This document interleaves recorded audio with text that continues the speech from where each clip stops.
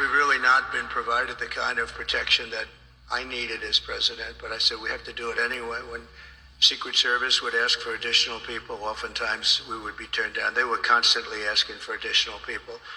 And I found Secret Service to be very brave. When I was hit and went down, they were right on top of me within seconds. I tell you what, those bullets were flying right over my head. I heard them. And these guys were right.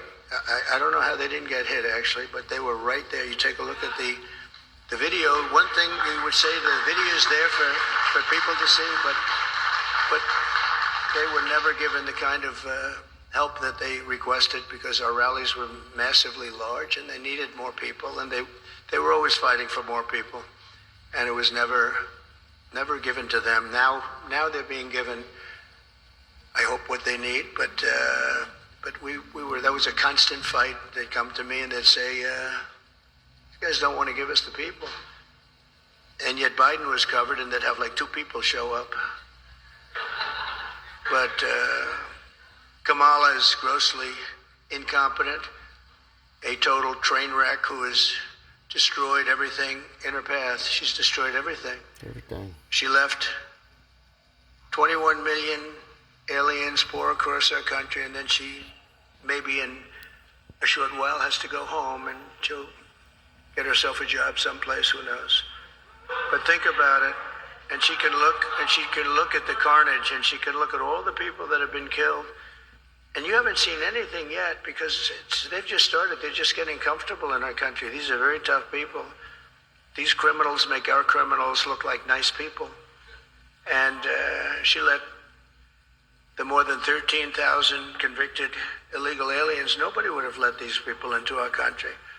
And remember, they came out of the worst prisons in the world, the meanest, nastiest prisons in the world.